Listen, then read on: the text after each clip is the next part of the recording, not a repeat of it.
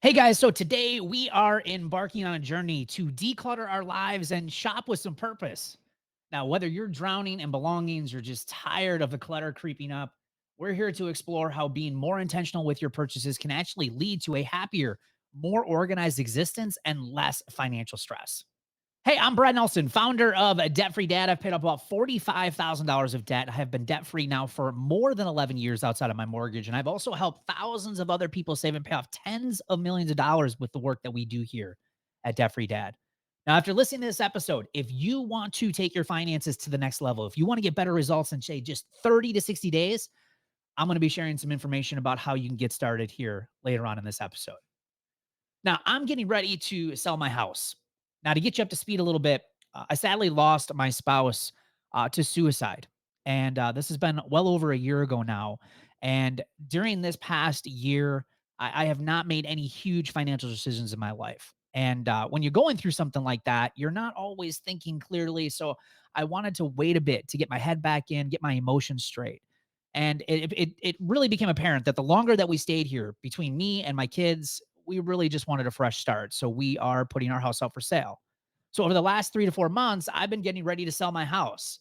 Now, here's the thing. I just moved into this house about 3 years ago, and we decluttered, at least I thought we decluttered a ton before we moved here until I started going through all of the things and deciding what I was going to keep and what I was going to get rid of. And you guys, I was blown away. Now, I'm debt free. I feel like I've got a good handle on my spending, but I couldn't believe the amount of stuff that I still had that I had hardly used in the last 3 years that we've been here.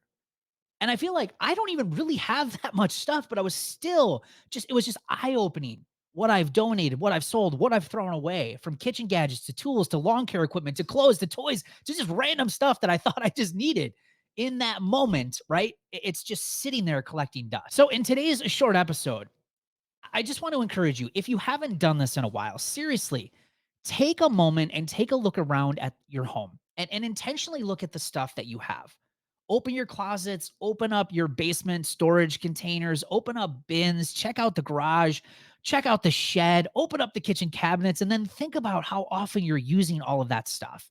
This can immediately help you stop spending more money on a bunch of stuff because you're going to realize, like, holy crap, I've got a lot of stuff. And by the way, if you feel sick when you start doing this, don't worry, I did too. Now, I also want to provide you with some tips that have helped me over the years. And again, I'm not perfect at following these, obviously, because I'm collecting stuff still, right? But I need to recommit to this. But I really wanted to share with you what I've learned by doing this to hopefully help you reduce a lot of wasteful spending in your life. So, tip number one is just assess your needs versus your wants. Now, before making any purchases, ask yourself, is this something I truly need or just something that I want? And consider how that item is going to add value to your life, whether it aligns with your priorities or your goals. Being mindful of your needs versus wants can really help you avoid a lot of unnecessary purchases and a lot of wasteful spending in your life. Number two, easy tip, but a lot of us miss it. Create a shopping list. Make a list of the items that you need before you go shopping. Whether it's groceries, clothing, household items, stick to the list as much as you possibly can to avoid those impulse buys. This can help you stay focused on your purchasing and stay focused on keeping to your budget. And speaking of budgets, set some spending limits in your life. Establish spending limits for different categories so that you can stay within your budget and build an emergency fund, pay off debt, and really improve your finances. Allocate a certain amount of money for groceries, entertainment, clothing, and stick to those items.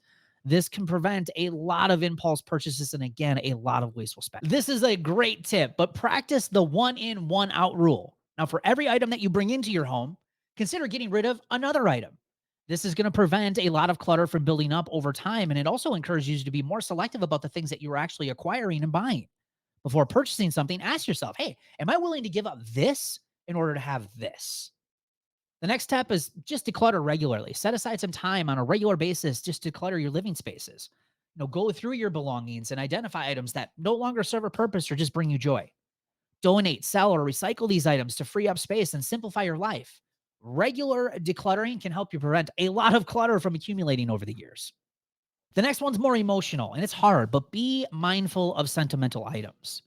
Now, while sentimental items can hold special memories, they can also contribute clutter if not managed carefully. So take time to assess with which sentimental items are really meaningful to you and the ones that really bring you joy. And then consider, do I display these rather than store them to reduce more of the clutter? This next tip I love because it's so important to financial freedom is practicing gratitude. So cultivate a mindset of gratitude for the things that you already have.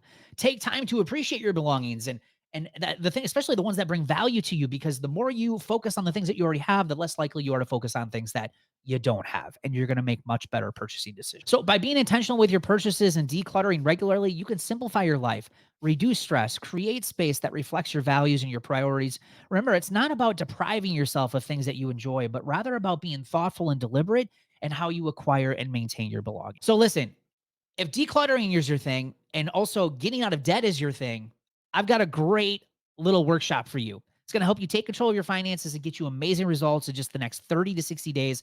Head over to debtfreedad.com, click on the green button at the top of the page, and I'll show you how to get started in this quick video.